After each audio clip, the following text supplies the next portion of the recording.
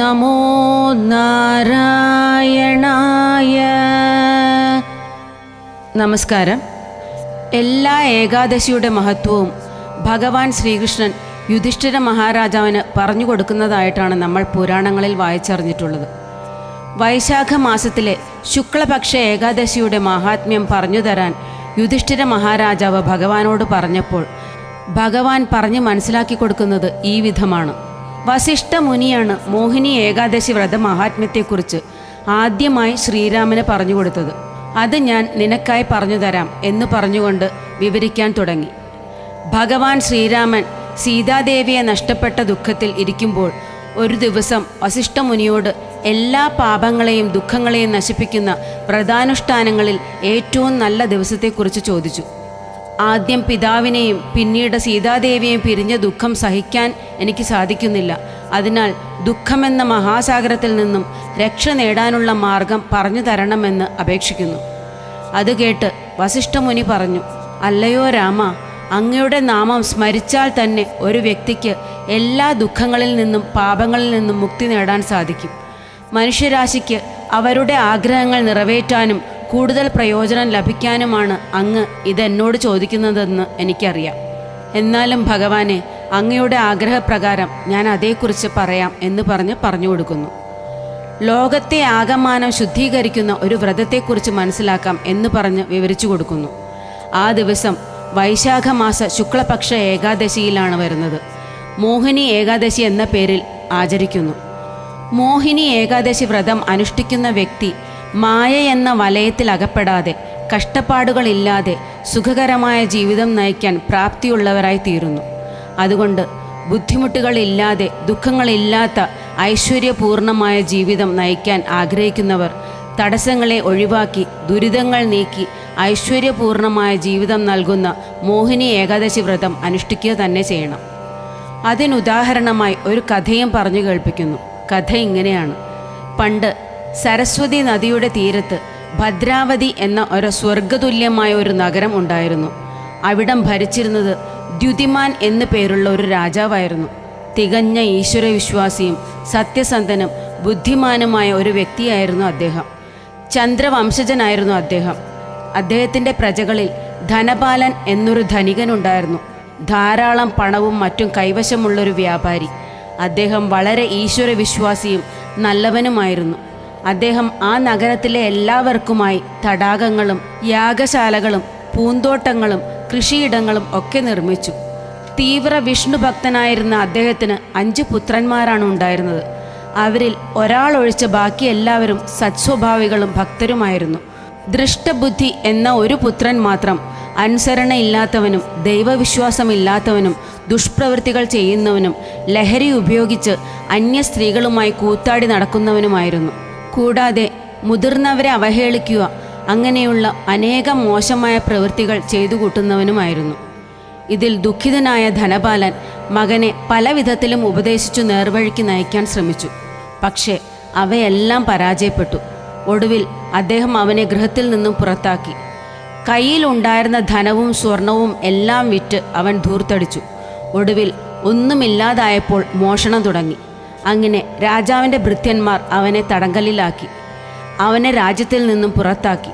ഒടുവിൽ ജീവിക്കാൻ ഗതിയില്ലാതെ ആയ അവൻ തൻ്റെ നീചപ്രവൃത്തികളിൽ പശ്ചാത്തപിച്ച് ദുഃഖത്തോടെ ഈ പാപങ്ങളിൽ നിന്നും രക്ഷ നേടാനുള്ള മാർഗം തേടി കാട്ടിലൂടെ ഒരുപാട് അലഞ്ഞു.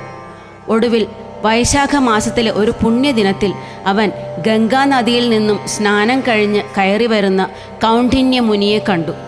കൗണ്ഡിന്യ മുനിക്ക് മുന്നിൽ നിന്ന ദൃഷ്ടബുദ്ധിയുടെ മേൽ മുനിയുടെ ശരീരത്തിൽ നിന്നും ഗംഗാജലം തെറിച്ചു വീണു. അതോടുകൂടി അയാളുടെ ദുഷ്ടബുദ്ധി കുറച്ചൊക്കെ തെളിഞ്ഞ് നല്ല ബുദ്ധിയായി. അങ്ങനെ തിരിച്ചറിവ് വന്ന ദൃഷ്ടബുദ്ധി കൗണ്ഡിന്യ മുനിയുടെ മുൻപിൽ കൈകൂപ്പി നിന്ന് ചെയ്ത അപരാധങ്ങളിൽ നിന്നും മോചനം നേടാനുള്ള മാർഗം പറഞ്ഞു തരാനായി അപേക്ഷിച്ചു. കനിവ് തോന്നിയ മുനി അവനോട് എന്നും ബ്രാഹ്മമുഹൂർത്തത്തിൽ എഴുന്നേറ്റ് ഗംഗയിൽ സ്നാനം ചെയ്യുകയും മോഹിനി ഏകാദശി വ്രതം അനുഷ്ഠിക്കുവാനും ഉപദേശിച്ചു.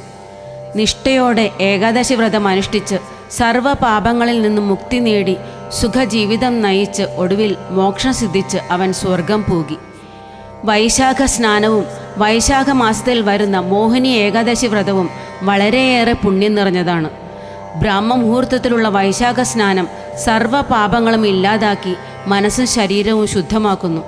അതോടൊപ്പം വ്രതവും നാമജപവും കൂടിയാവുമ്പോൾ ഭഗവാന്റെ അനുഗ്രഹത്തിനായി ഇതിൽ പരമായി ഒന്നും തന്നെ ആവശ്യമില്ല.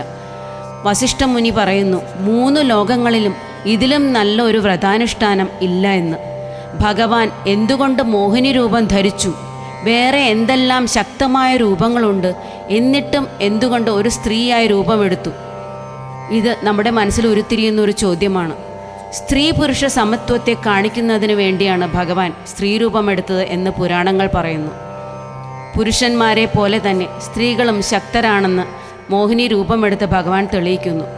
പാലാഴി മഥന സമയത്ത് പൊന്തി വന്ന അമൃത കൈക്കലാക്കാൻ അസുരന്മാർ ശ്രമിച്ചപ്പോൾ അത് ദോഷകരമാകുമെന്ന് മനസ്സിലാക്കിയ വിഷ്ണു ഭഗവാൻ വളരെ ശക്തമായ അസുരസേനയെ വളയ്ക്കാൻ എളുപ്പത്തിലുള്ള ഒരു മാർഗമായി സ്വീകരിച്ചതാണ് വശ്യ സൗന്ദര്യം വഴിഞ്ഞൊഴുകുന്ന മോഹിനി രൂപം.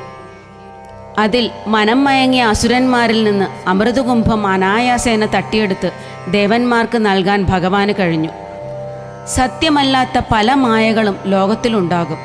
അവയിലൊന്നും കുടുങ്ങാതെ സത്യത്തെ മാത്രം പിന്തുടരാനുള്ള ജ്ഞാനം മോഹിനി ഏകാദശി വ്രതം നോൽക്കുന്നതിലൂടെ ഭക്തർക്ക് ലഭിക്കുന്നു. സത്യവും മിഥ്യയും തിരിച്ചറിഞ്ഞ് നല്ല ജീവിതം നയിക്കാൻ സാധിക്കുന്നു. ഈ വർഷം 2026 ഏപ്രിൽ 27 തിങ്കളാഴ്ചയാണ് മോഹിനി ഏകാദശി വരുന്നത്. മോഹിനി ഏകാദശി തിഥി ഏപ്രിൽ 26 വൈകിട്ട് 6:06 ആരംഭിച്ച് ഏപ്രിൽ 27 വൈകിട്ട് 6:15 അവസാനിക്കുന്നു.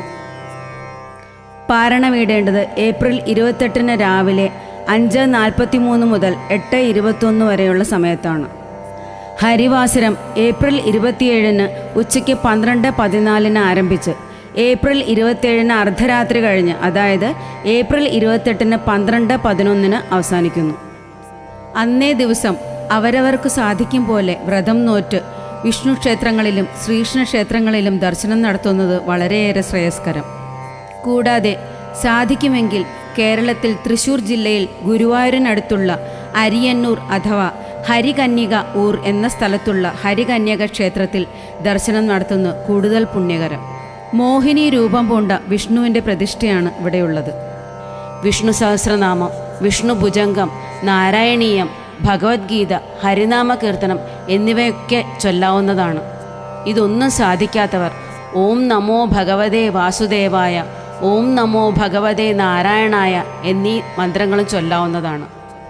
നാമജപത്തിനാണ് ഏറ്റവും കൂടുതൽ പുണ്യം. ഏകാദശി തിഥിയുടെ അവസാനത്തെ 6 മണിക്കൂറും ദ്വാദശി തിഥിയുടെ ആദ്യത്തെ 6 മണിക്കൂറും ചേർന്ന സമയമാണ് ഹരിവാസരം. ഈ സമയം അഖണ്ഡ നാമജപം വളരെയേറെ പുണ്യം. മോഹിനി ഏകാദശിക്ക് ചൊല്ലേണ്ടുന്ന മാധവസ്തുതിയും നാരായണീയ ഭാഗവും നിങ്ങളുമായി ഉടൻ പങ്കുവയ്ക്കുന്നതാണ്. വൈശാഖ മാസത്തിൽ മാധവനായിട്ടാണ് ഭഗവാനെ പൂജിക്കുന്നത്. മാധവസ്തുതികൾ ചൊല്ലുന്നതും അച്യുതാഷ്ടകം തുടങ്ങിയവ ജപിക്കുന്നതും ഏറെ വിശേഷമാണ്. എല്ലാവർക്കും വൈശാഖ മാസ പുണ്യം നിറഞ്ഞ മോഹിനി ഏകാദശി വ്രതം നോറ്റ് പാപമുക്തി നേടി സർവ്വ ഐശ്വര്യങ്ങളും ഭഗവാന്റെ അനുഗ്രഹത്താൽ ഉണ്ടാവട്ടെ എന്ന് പ്രാർത്ഥിക്കുന്നു.